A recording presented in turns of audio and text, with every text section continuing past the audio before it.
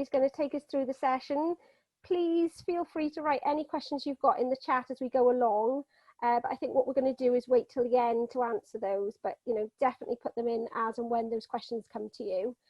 I think that's it. Is it?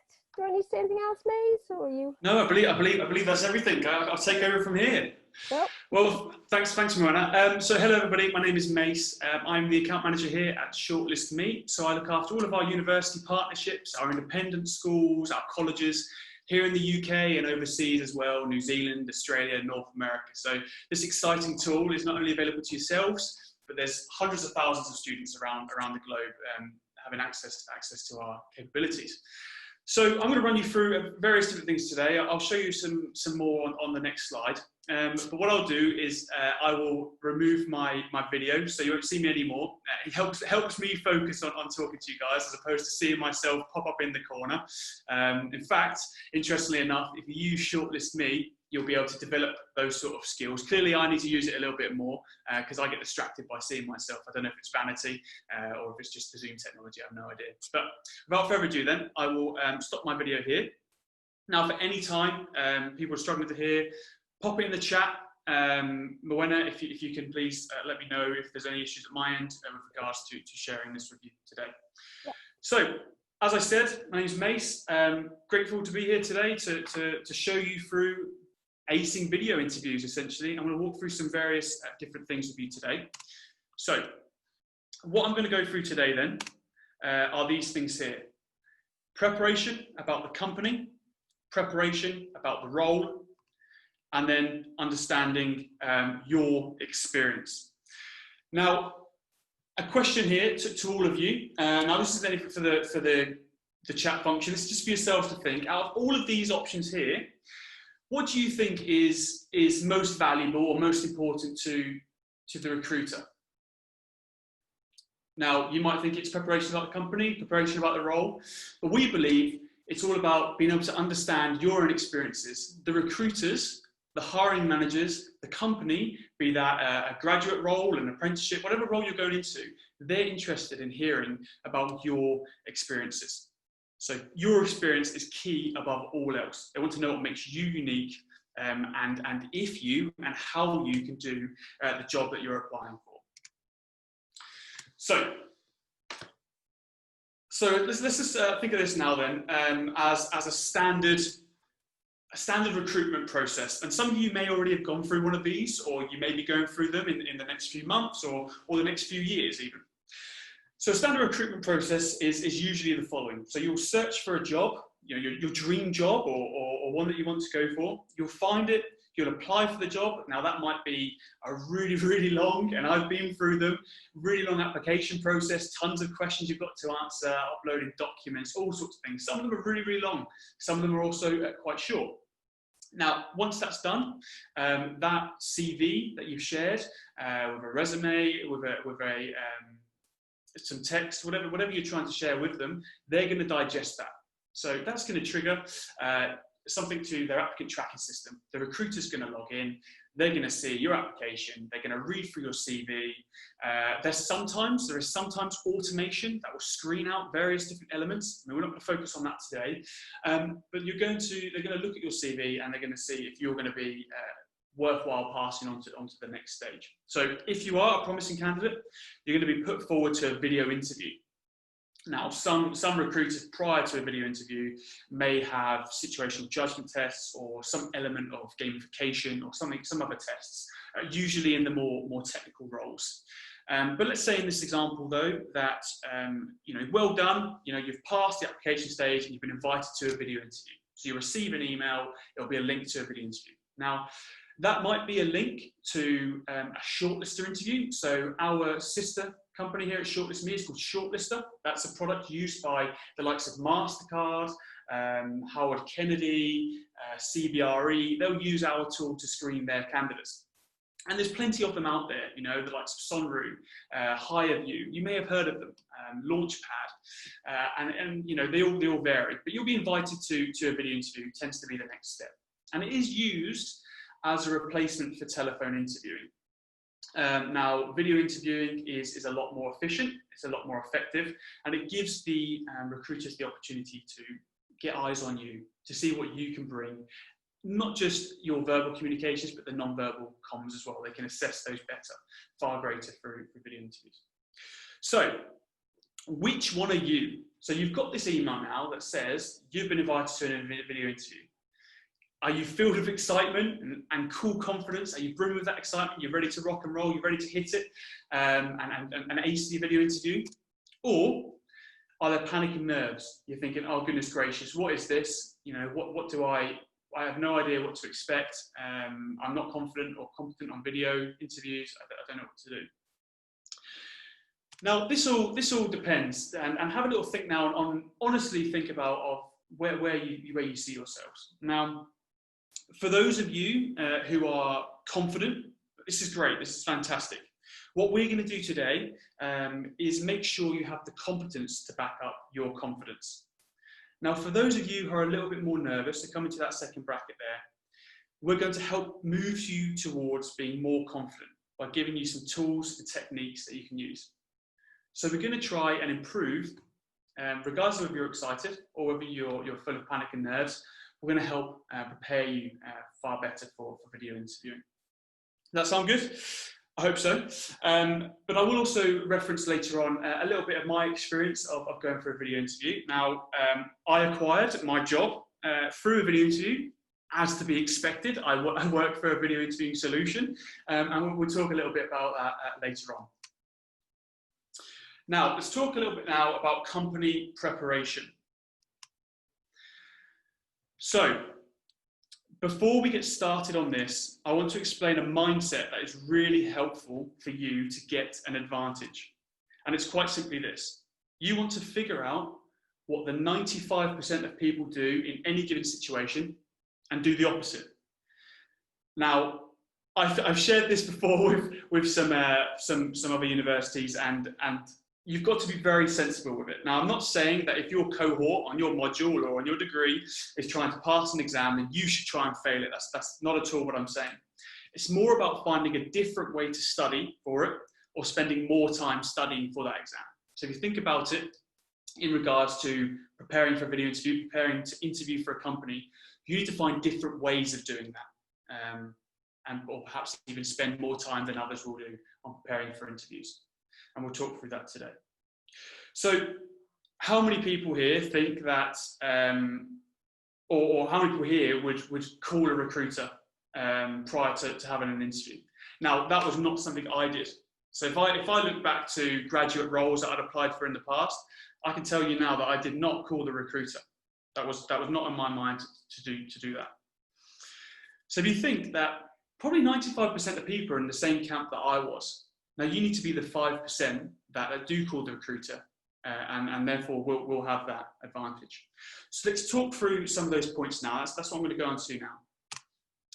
So first of all, how many questions? And these are the sort of questions that you need to be asking the recruiter. Get their contact information, give them a call. You want to ask them how many questions. And this can vary. In my experience, so all of the clients, so the CBREs, the MasterCards, the Dentons, that use our solution tend to have 4 to 6 interview questions on their video interviews, okay? Now, these will differ. So these will differ in how long you're given to think, and then how long you're given to respond between questions. Some give you the function to be able to retry questions, and we'll talk about that a bit later on. So you need to ask them, how many questions am I going to have? What about the style of that interview? Now, there are big differences in what is included in video interviews. The majority will either be strengths or competency-based questions. And knowing this will help direct your preparation. Now, I wasn't, and I'll be honest again, I was not confident in knowing the difference between competency-based questions and strengths-based questions. Now, I'm sure the Career Service has resources that can help you. There are plenty of materials online that can direct you so you can understand exactly what the difference between competency and strengths-based questions are. But briefly here, I will just share the differences just to make, they're quite fairly easy to distinguish. So competency-based questions have a bias for past experience. So they're looking for you to demonstrate a competence, or in other words, show that you can do something and how you did it. So if you think of questions like that, tell me about a time when, they tend to be competency-based questions. Now, strengths-based questions are focused less on a time when you've done something, but they're more interested in knowing if you can do it and whether you enjoy that element of your work. So think about that. They're trying to find out whether you enjoy that part of the task. Okay. Now, some also include, so some interviews will also include presentations or analysis questions with graphs and data to interpret. It does differ and depend on the sort of role that you're applying for. So do bear that in mind. Some recruiters will give you information as to what to expect, and they may even tell you which questions come when. So whether you'd have a competency-based question first or a strengths-based question second, they may give you that information, but you won't know unless you ask them. There we go. So, deadline and when are they screened? Understanding timeframes is important. You want to make them aware. So say, for example, they've sent you a link to an interview, or that hasn't even happened yet, but you know you're going to be invited to an interview at some point. You want to know when exactly they're going to send the link, how long you're going to have to complete it, and when they're going to review it by. So you have that all in mind. So you're not stressing about those sort of things, because the things may come up. You may have a family event, a funeral, a wedding, something that's come up that you can't cancel. So you need to make them aware of those sort of things earlier on. So finding out when deadlines are, when screening is going to happen is very important. So do bear that in mind. A lot of people overlook that. And you will be, or you might not be surprised, quite often the support team here at Shortlisted gets requests to extend deadlines. And these are most of the time approved. You know, the recruiters, and I'll come back to this a bit later on, they're in your corner. They want to get the best candidates through the process. So they will make amendments to deadlines to work around your requirements quite often, more often than you'll expect. Let's take a little look at structure here then.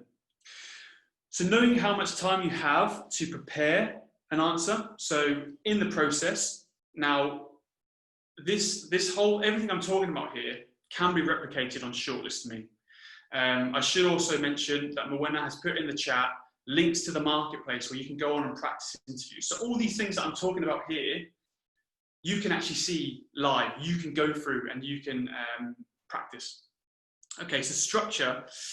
You need to know how much time you're going to have when a question's been posed to think, and then how much time you're going to have to then answer. Whether you have the ability to retry questions or not. And that comes on to the next point here, one shot or re-record. Some interviews, they give you the ability to provide a question and you can retry as many times as you want until you're satisfied. Most of the time though, you won't have the option to re-record. It'll be a one shot. So you want to know exactly what solution they're using and how it's going to be used. Okay. Now, I want you just to think about, and I mentioned this briefly earlier on, think about the pressure that a recruiter is under. Now, they have to report into hiring managers, their recruitment manager, they're held to account on the quality of candidates that are getting put through to the process. Now, it doesn't look good on them if they're sourcing poor quality or unprepared candidates.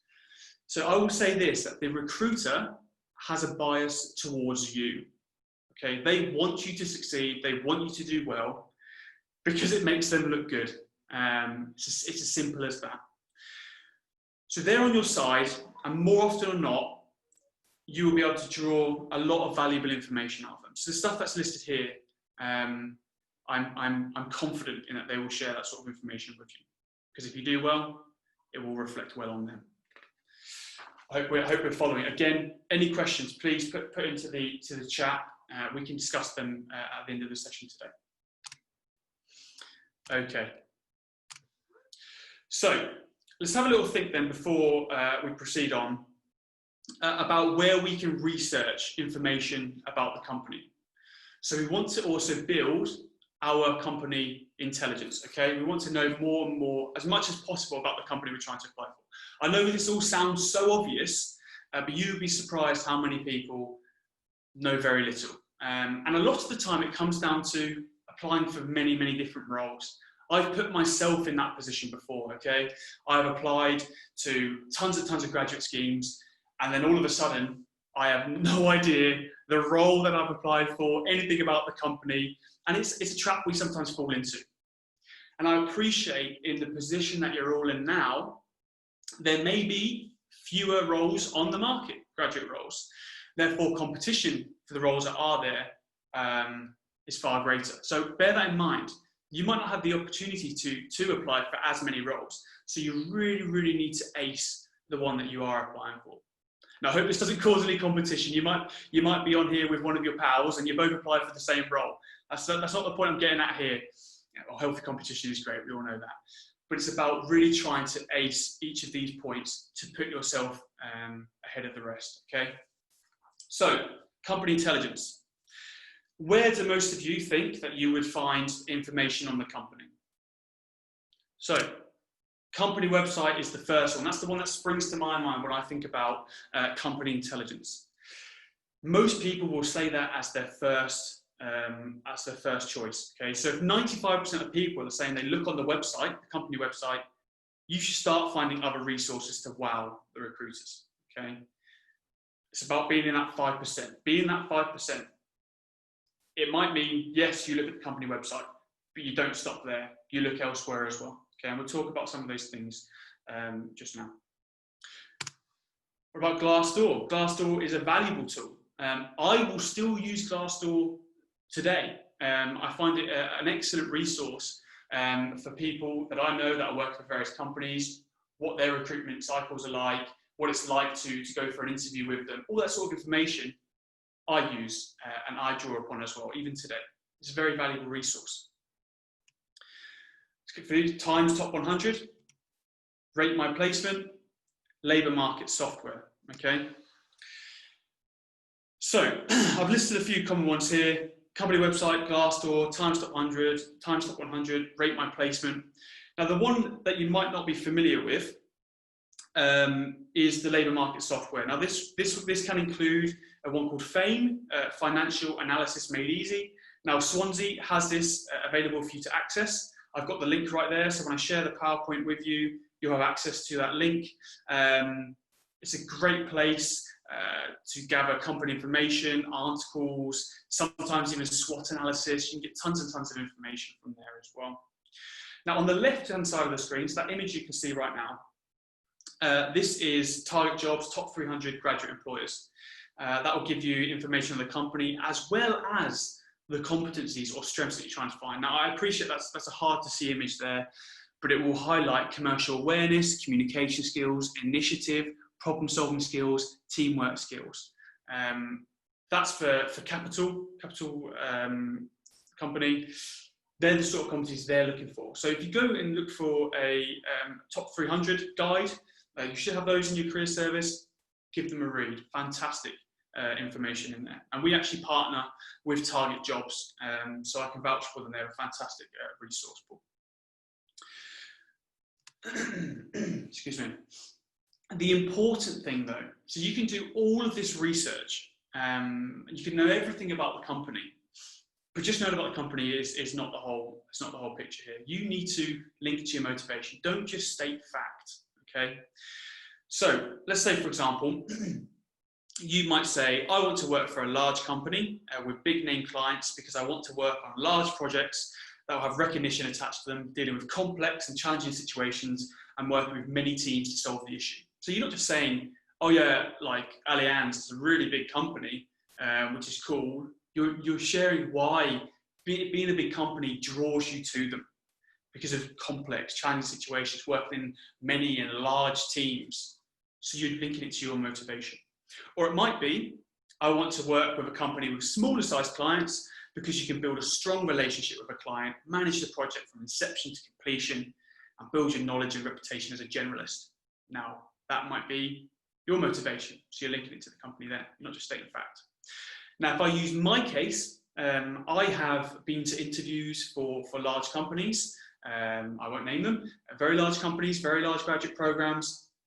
I turned down offers because I didn't fit I didn't see myself fitting. My motivations didn't fit to what I knew about the company and what I saw at the company when I went to their open days or to their assessment centres. So in my case, I wanted to work for an SME because I had a large amount of responsibility, but also still work with large clients like MasterCard, NHS, Allianz. And you find that some companies will have access to the pros of both a large company and a small company. You can get everything there, and truly researching the companies through these various methods will help you know where exactly you fit, where your motivations fit with the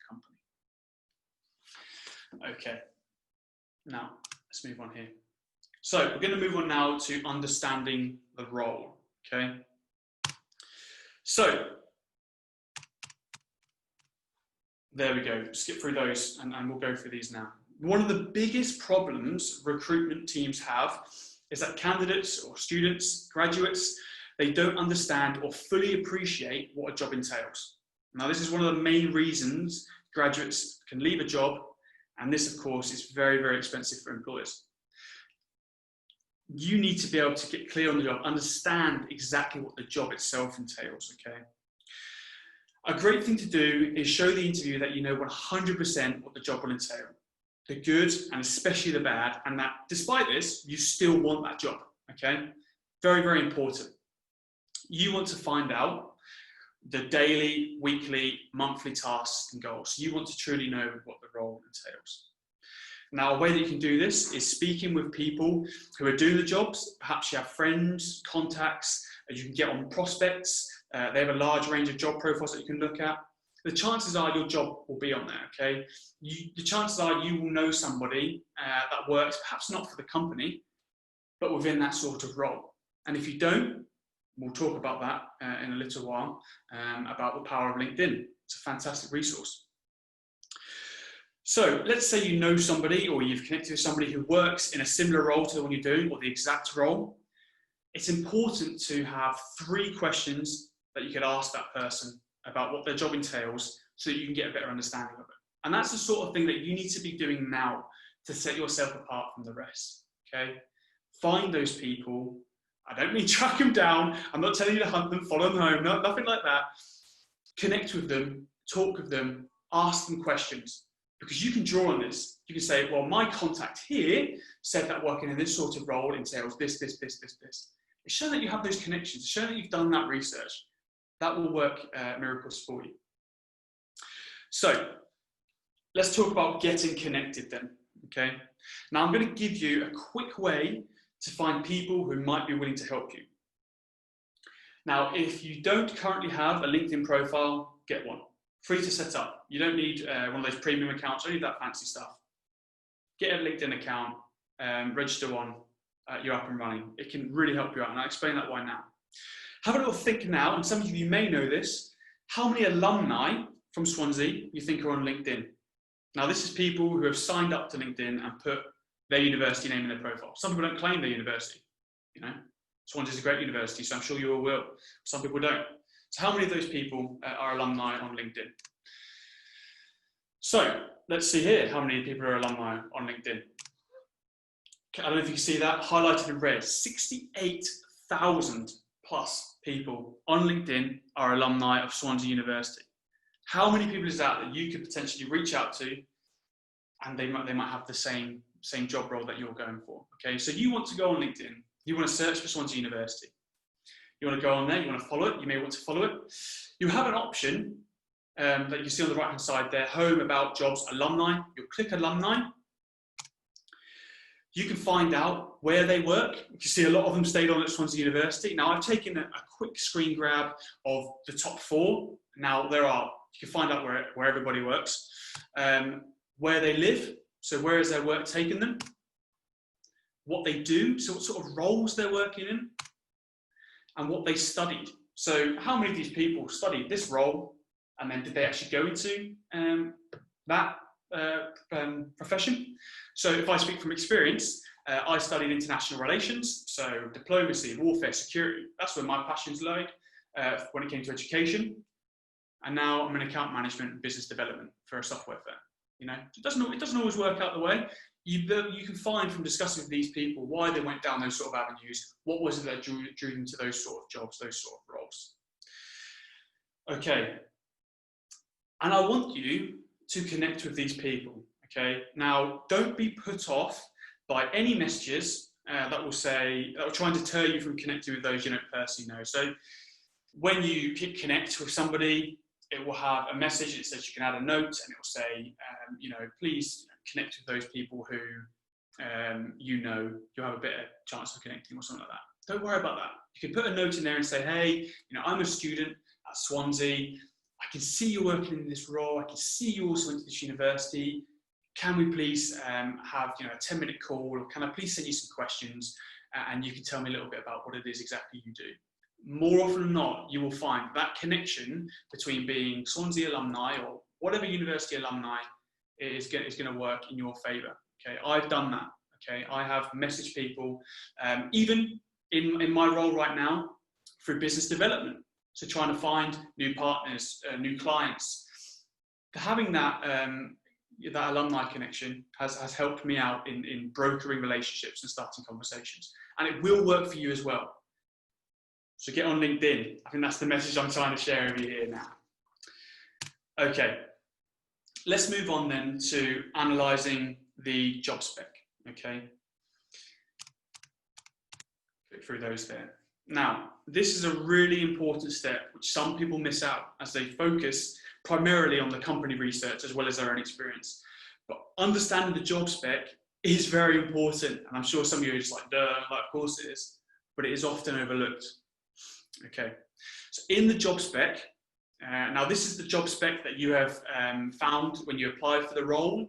So you would have read through it, you would have read some of the things that you would do in that sort of role, perhaps some of the competencies that they're looking for, and then you would have applied for it. Okay, so this is the job spec I'm referring to. In the job spec, they are pretty much telling you what type of person they want, along with skills and experience. Now, this is just so they can get the most valid graduates onto their programs as possible, okay? Relevant. So I want you to go through these job specs, and I want you to pick out all of this information and commit that to memory. Understand the job spec, because if they call on it later on and you can't really remember those sort of things, it won't look great. So analyze the job spec, commit it to memory. Now, I'm going to use a reference here that perhaps some of you know. Now, I'm going to reference it from Wolf of Wall Street. So if you haven't seen the film, at least search for the clip to do with selling a pen. Some of you are sitting here thinking, oh, I know exactly what this is, but I'll share this with you now. So I'm sure some of you have seen the Wolf of Wall Street scene where DiCaprio's character asks his sales executives to sell him a pen. Now, if you haven't seen it, I will explain it now. Now, when it comes to selling a pen, most people will straight away start talking about the pen's characteristics. For example, it has a great colour, you can use it in zero gravity, you can write underwater with it, it guarantees perfect spelling. Wouldn't that be amazing? And I apologise for the spelling mistakes on here today. And things like that, okay? So what they're not finding out is what the buyer wants from the pen. They're talking about the pen, but they're not finding out what the buyer wants from the pen before they discuss those things, okay? Now, this is a common mistake that people make when applying to and preparing for an interview, okay? They think about what they have to offer and their skill set without matching it to what the employer wants. Like we're selling a pen, you need to match it to what the buyer wants. You need to match your skills and your experience to what the recruiter wants, to what the hiring manager wants. And you find that information from the job spec. Now, I hope that made that clear, okay? So, if you match your experience to what the employer wants, to put it bluntly, you're onto a winner. Okay, you cannot go wrong. So, if an employer wants teamwork, prioritization, flexibility, what skills are you going to focus on selling? You're going to focus on selling those skills. You're not going to talk about all the other things that you can do. You're going to focus on exactly what they want. If an employer wants a leader, someone who's got an analytical mindset, as a strong communicator, again, that's exactly what you're going to sell, and so on. Okay. Now, if we flash back real quick to the the UK 300 screenshot that I showed you a couple of slides back, that highlighted the skills on that Capital One graduate scheme, okay? That's not necessarily the job spec itself. The job spec will highlight the skills, but that's on a company level, what the company is after. And the job spec would be more specific, obviously, to the role that you're applying for. Incredibly important. So, reiterate again, don't just sell your skills, relate it always to what the buyer wants, okay? To what the recruiter wants. And I encourage you to watch that scene if you haven't already, or just Google sell me a pen scene or sell me a pen scenario, and take a little read into that. It's a great mindset to get into. Okay, let's move on now to self-awareness. Okay, now incredibly important. Perfect preparation. So at this point, we know what the company is, we know about the company, we understand what the role is, and we know what the role wants from us, or what the company wants from us. Now it's time to focus on you, okay? So firstly, it's helpful to define what great would look like in the competencies you have picked out. This is so you can focus on preparing your examples with behaviours they want to see. Define what great is. So for example, an example of this, in teamwork, you may think that people that are great at working teams support those in the group when they are having difficulties, they sacrifice their objectives for the teams, they play to other people's strengths in the group, they build relationships with each member. These are then the behaviours you want to include in your examples if you did them. Now, Shortlist Me can help you develop your knowledge of competencies. So understanding analytical thinking, understanding building relationships, understanding decision-making, all those sort of things that they see as great, that the recruiter is seeing as great, the hiring manager, that the job role is seeing as great, you can practice those in Shortlist Me. Now, the careers advisors at your university have the ability to create bespoke interview content. So if you want to understand and get coaching points on analytical thinking, decision-making, anything like that, they can help you in developing an interview or building an interview that works for you, okay? By going through a practice interview, these coaching points can develop your skills, and you can retry time and time again until you're happy, until you're confident in what you've done. So, prepare examples and answers. How many people here, and again, I did this as well, when you're going for an interview, you try and find out the questions that the recruiter are going to ask. So that might be on Glassdoor, that might be elsewhere on social media channels. Like, hey, like I just go to an interview later on. What questions did they ask you last year when you went for the interview? Now, if any of you have been in this position, have any of you ever had the experience of them asking those same questions? The likelihood is no. This is the problem with preparing answers to questions. Now, they may not come up, and then that answer is very specific to the question being asked. It is very hard to tailor this to show different competencies for a different question. Some companies as well will use different interview questions for the same recruitment round to ensure students, I know it sounds cruel, but it's what they do, to ensure that students can't pass the questions on, or if they do, there's a chance that those questions still won't come up. So if we think of Ernest Young, for example, some of you may be applying for Ernest Young, EY, they had 3 scripts for the same recruitment round, okay? So the likelihood is you won't be getting the same as perhaps one of your peers. Okay, let me click here. So you want to reflect on your strengths and your weaknesses. Now, I would recommend you get to know yourself and understand all the examples you think are noteworthy. In one situation, you may show not just teamwork, but problem solving and conflict management as well.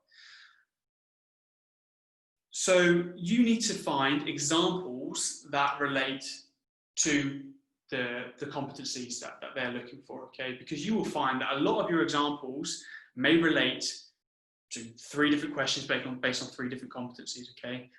Your examples are key to all of this. Okay. No experience. Sorry, I forgot to click that, didn't I? The final point here is committed to paper. So if you need to remember something, so if you need to remember the examples that of your experiences that are relevant, commit it to paper, write it down. Writing notes by hand is much better for long-term memory of ideas or conceptual information. So that was the finding. This is not just me saying this to you. That was the finding of a 2014 study published by the Journal of Psychological Science. Okay, so commit it to memory by writing it down. It's important. It seems small, but it will help you in your preparation. Okay. When taking notes by writing them, you need to first process the information you hear. The process of summarizing information leads to a deeper understanding. In this study then, students listened to a teacher, then they took a test. Some of those students, took notes by typing on a computer, the other took notes by writing them down. Both groups performed about the same in remembering facts, but students who typed their notes did much worse on conceptual questions. These questions required them to understand an idea, understand perhaps a competency, understand the skill that they're trying to assess. Okay, so write them down. I don't want to over-iterate that one there. Okay, the STAR formula. Another thing that is you are able to be assessed on in Shortlist Me. Now, do any of you know what STAR stands for? Perhaps some of you do, perhaps some of you don't. STAR stands for situation, task, action, result. Okay. Now, situation, this is to help you set the scene. So where were you? When was it? Who were you with? What company was it with? Or what institution were you working at? What was your job title? What course were you on perhaps? Any other contextual information that would be helpful to set the scene for the recruiter. The task is specific to what you were trying to achieve in that moment. So what was the task? What was the objective? How were you supposed to achieve it? What were the time frames for that? Parameters and other measures as well. Okay. Result. Oh, no, sorry, action. I missed one there, didn't I? Situation, task, action, result. This is the most important section. It's all about you, okay? Your actions and behaviors that you took. You need to be in depth, specific, and clear. Result, this is what you achieved from the actions you took. Now, these should be positive. Try not to think about the negative of this example you're thinking of, okay? If they're not positive, perhaps if they are negative, the outcome was negative or less than ideal, talk about your learnings and focus on how that changed, how you approach things in the future, okay? Don't dwell on the negative, focus about how that then changed your behavior going forward, okay? Now, out of all of these, perhaps already you have an idea of where the emphasis should be, okay? Where the weighting should be. And this is where we would put that weighting on action, what you did and how you were involved in there. So again, this is something that you can practice on Shortlist Me. You can have coaching points on this in Shortlist Me. Your careers advisors, should they have the capacity, can provide you with in-depth feedback based on situation, task, action, result for any of your questions. It's all possible in the platform. So I would, again, encourage you to hop on. The link is in the chat and get practicing some interviews. Okay, where are we at for time? 15:39. Okay, so what you say then. When thinking about your communication and practicing your video interview, it's helpful to keep in mind the research that Professor Albert Mehrabian conducted on verbal and non-verbal communications. Now, some of you may know this, but essentially he broke down how people's feelings and attitudes to a message are affected by various elements. So if we think about words, tone, body language, so how much do words or tone or body language account for the attitudes and feelings of a message? Okay, so we've got a little graph here. Let's think about where that weighting is. Words. Now, words came to about 7%. Tone was about 38%. Body language, about 55%. Now, to clarify this doesn't mean that you can say anything with a great tone and body language. It means that the tone and body language you use can affect how an interviewer feels about what you're saying, much more than just the words. Okay, so the way that you present your responses. Okay, and again, Shortlist Me, amazing platform. Might be a bit biased, but I'm sure Moena can testify to this. Great platform for practicing your verbal and non-verbal comms as well. The way you present yourself on the screen, all important stuff. Okay. So, are you saying, for example, oh, yes, slouching around, yes, I really want to work a 60-hour week. Nobody wants to work a 60-hour week. but it's how you present it. Yes, I can see the benefit of working a 60-hour week and how that can help me develop my skills in the long run. I changed. Now you couldn't see me on the screen there, but in the first one I was slouched. I was looking down. In the next one, I was up, engaged, invigorated. And these small changes can have a massive, massive impact on how the recruiter views you, okay? Practice makes perfect. Now, the title on this slide is a bit misleading, okay? Practice does not make perfect. Practice makes permanency, okay? Keep that in your mind. Practice does not make perfect. Practice makes permanency. You can practice the wrong thing all day long and not get the result you want. A prime example with the last slide is concentrating solely on the words you're going to say rather than the delivery of them, okay? Practice makes permanency, not perfection. So, firstly, I want you to create as many examples as you can so that you have a wealth of examples to give. So think about your past experience, create these examples, bundle them all up, write them down, and then you'll be more prepared to answer any of the questions that come up. Deliberate practice. Being self-aware on the area that you need to focus on will increase your effectiveness of your preparation. Is it your delivery? Is it what you're saying? Do you need to expand your examples? Having the self-awareness to know what needs to improve and then a plan to do this is essential to deliberate practice. Dedicated practice is, again, leading on from the last point, but having time set aside to practice will help you cover everything you need to. You know, if you have a plan and stick to it, you should be at a stage for each video interview where you feel confident about your ability to perform, okay? I think I'm a sports fanatic, fitness fanatic. I think about Mo Farah when he won the 5,000, 10,000 gold medal in the London 2012 Olympics. After that, what did he do? Did he sit down, have a relax, have a rest, watch television? Perhaps he did for a day or two, maybe even a couple of weeks. That wasn't a long-term thing. He then started training again for the next Olympics, even though he didn't even know he would qualify in the next 3 years. Does anybody know what happened? He went on to win gold medals again, okay? It's about setting that time apart, dedicated practice. And you can use Shortlist Me anytime you want, in a time and place that works for you, which is obviously important in this day and age of coronavirus. You know, you can sit in the comfort of your home and you can practice video interviews to your heart's content, okay?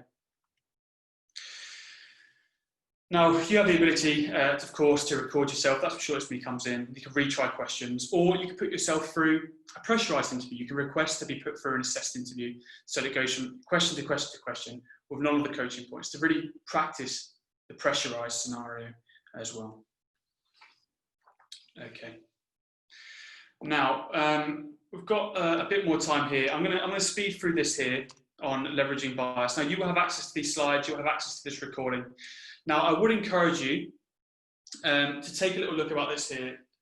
Regardless of what we do and how developed a recruitment process is, how extensively a company trains its staff, bias can always creep in, okay? It can still creep in there. Hopefully, most of it is unconscious, and that does make it very hard to eliminate, okay? Now, I'll explain a little bit of some ways that you can counteract any bias you come across, okay? Now, confirmation bias, this is when people like to look for evidence that back up their beliefs or desires. Affective heuristics, this bias is when people make decisions based on their mental state. So if they're in a good mood or have positive feelings about something, they are more likely to make a certain decision. Halo and horns, some fun names here. This is where interviewers search for information that backed up their already positive or negative view of the candidate. And affinity bias, people tend to like people who are like them or that they can identify with, i.e. people from certain backgrounds or groups. They can relate to certain experiences that they both had, okay? So let's focus a tiny bit now on preparing for bias. Now, confirmation bias. Now, these are just gonna be small, basic suggestions. You can make sure you wear similar clothes or appropriate clothes to what is expected in that job role. You can speak to the recruiters to find out what a successful graduate is like. You can reach out to graduates to find out what a successful graduate, what they did to have success in interviewing for that company. And you need to draw on that experience, those references in your answers. Affect heuristics then. So make sure your tone and body language is positive. Use positive words. Use humour if you can. Be careful with it, of course. Just be careful with humour in interviews. You want to smile, be warm, be friendly. These things are important. Halo and horns. You want to give them lots of positive reasons to back up positive beliefs. Stay away from the negative statements or examples. Affinity bias. I'll use the word stalk here. I don't mean stalk in its literal sense. Stalk them on LinkedIn. Find a little bit about the recruiter on LinkedIn. Draw on that information. That might sound like a bit of espionage.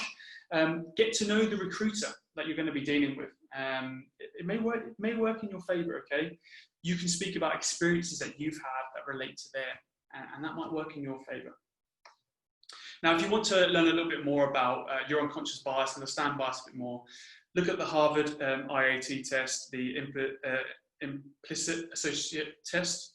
I think that's what it's called. Just left my mind all of a sudden there. It's really, really, really interesting. Okay, now we're coming to a close here. So I'll just finish on a couple of points here. Okay, so I really hope that, albeit brief, this presentation is giving you some tips, and perhaps you may want to come back to the recording at a later date and go through these again. Now, I hope that's been useful. Before I leave you though, I want to give you some top tips from shortlisters' years of recruitment experience. Again, we work in the recruitment space. Our sister product Shortlister is used by recruiters. You may go through our platform when you apply for a role, okay? Prepare. Find out as much as you can about the role, the company, the recruiter. Look where others do not. Be that 5%. Stick that in your mind. Be that 5%. Practice. Deliberate practice via Shortlist Me. You've got that link in the chat right now. Click on that marketplace link. Get on there. Practice interviews. Request interviews that aren't currently on there for roles that you are applying for. Your careers advisors, sorry, Moana, they have the ability to create this amazing content for you, okay? They've got fantastic knowledge. I've spoken to them. They know exactly what they're talking about, okay? So request those bespoke interviews.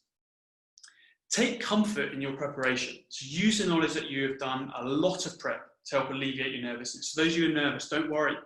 You may still be nervous at the end, but you can draw on the comfort that you have practiced. You have put all this effort in here, okay?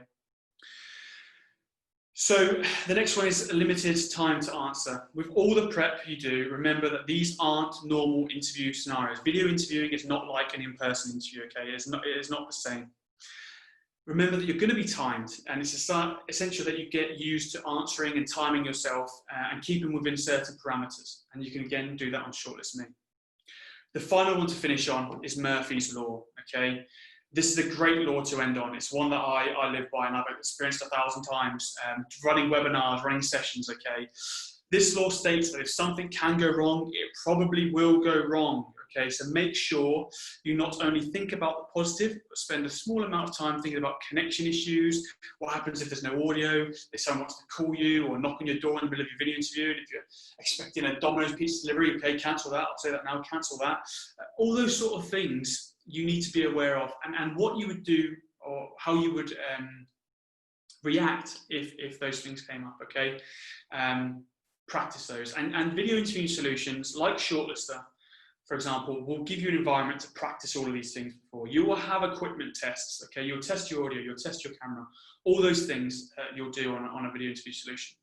But always be aware that some things may go wrong, okay? And you can always reach out to support teams, reach out to recruiters. Again, I will reiterate this, they are on your side, they want to help you, they want you to complete interviews. It's in their best interest.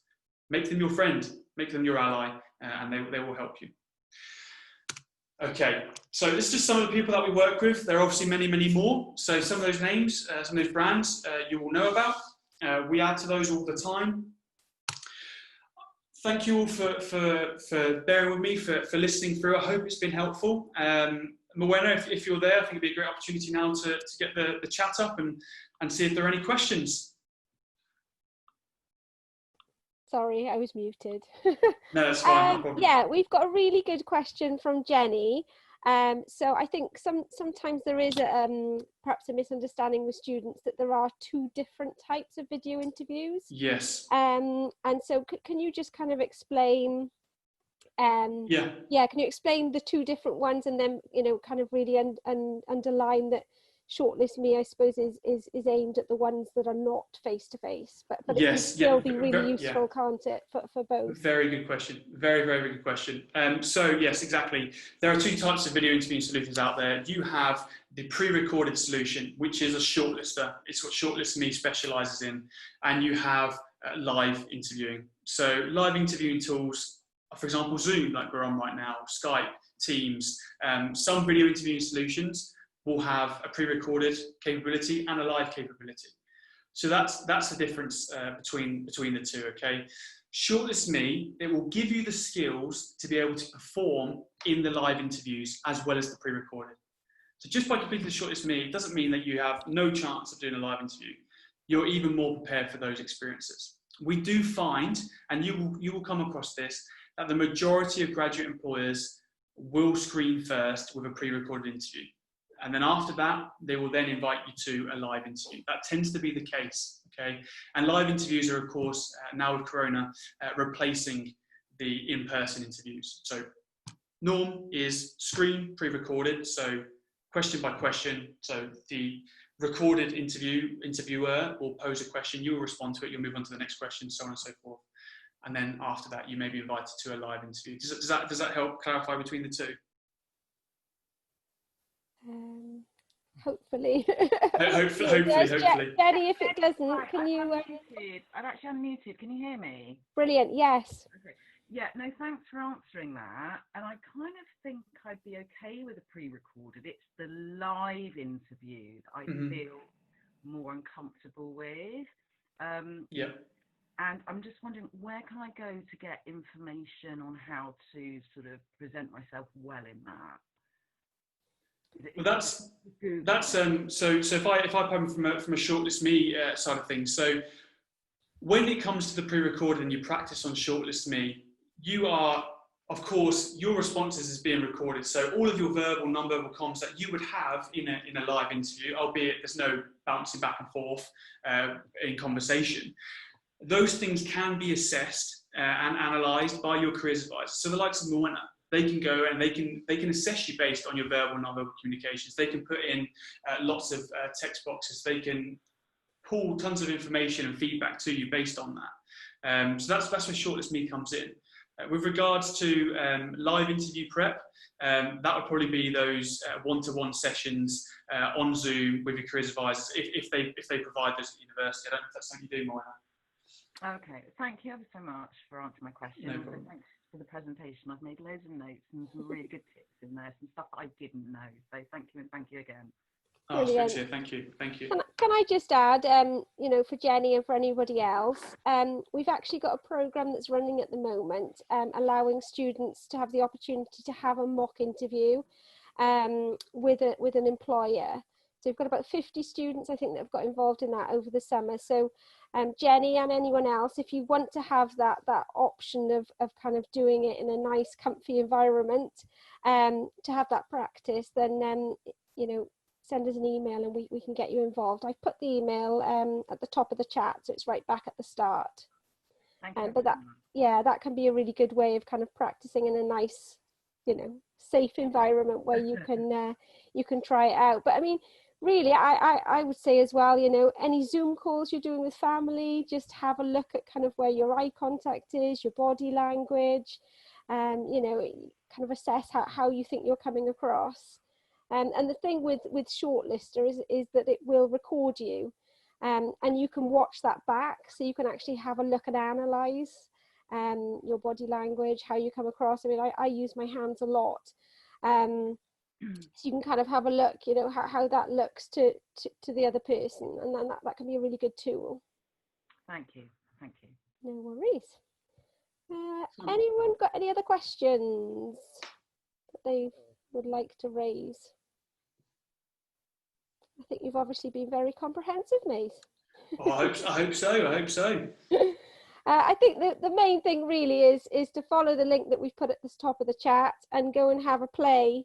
It's not a tool that we're going to be assessing unless you ask. So it is literally just for you to try it out, see how the time limits work for you. So you'll be given thinking time, won't you, Maze, at the beginning of each question. Do you want to explain exactly how it kind of works? Yeah, of course. Yeah. So you would go on that marketplace link there. You would register for an interview. By doing so, you put your first name, your last name, your email address. That will go to your inbox. You'll click the link to start your interview in your inbox. You'll go through some various steps. Then when the question comes up, you'll have some thinking time. That isn't recorded. That's when you scramble your notes in, get everything written down. And then you have some answer time. and all of this is displayed on the screen, okay? Once the answer time has gone to 0, or if you click I finished answering, you'll be able to then watch back exactly what you said, and you'll have some coaching points in there based on the competency that's being assessed in the question. Again, those are customizable by the Careers Service, as they have the ability to build bespoke interviews. And then from that, you can retry that as many times as you want until you're happy, you're confident. So you'll notice right now, I'm looking down this side of my screen because I'm looking at the Zoom link, whereas I should be focusing my attention at the camera lens. And they're the sort of things that you can develop in that. You go through that entire interview, and when the interview is complete, you will get a link to your email that will give you all of the questions you're asked and your video footage, as well as things like words per minute, use of filler words. So my presentation, I know I said so, all that sort of stuff. I know I did that a lot, and you'll be assessed on those sort of things as well. And that's for you to take away and digest. Yeah, I think the AI in the background with the whole fill words and the word speed is really, really useful, because it's so hard to be able to know. I mean, you're aware, I suppose, in the background that you're doing it, but yeah. It's really good to have that, isn't it? So you get email, don't you, a full report kind of covering. Yeah, and then there's also isn't there also kind of tips on kind of whether you use the STAR technique? That's where your input as a careers advisor would come in. Yeah, we are working on an update to enable coaching points in there as well, so you get even more automated feedback. But for the time being, those sort of points are from careers advisors. So you request that from the winner in a team. Yeah, so if you have a look on our marketplace, we've got lots of different roles that are quite specific to School of Management. So you'll see one on a finance interview, a marketing interview, HR, and then I think we've put some on that are specific to actual companies that you work with, haven't we, Maze? Yeah, MasterCard, Allianz, 111 Dickinson, they're all on there as well, yeah. Yeah, and as you can see, you know, that they are the actual kind of interviews and the processes that those companies use. So that's the good thing about this. It is a simulation, but it has kind of morphed, hasn't it? Because I think your company set out first and foremost recruitment tool. Yeah, it was a software that was delivered to recruiters, and it's kind of been repurposed, which is great for students. Brilliant. Okay, I don't think there are any other questions. No? Anything else that we've missed, Maze? No, just get on there, complete some interviews, have some fun with it. Again, dedicated practice, get on, devote some time, and it will help you out. I can promise you that. Absolutely. Yeah, brilliant. Okay, thank you very much to everyone who's joined us. We will put this up. We'll probably put it on the YouTube channel on Biz Stories. So if you didn't catch all of it, or you want to refresh, that's where it will be. Okay, thank you very much. Excellent. Thank you, everybody.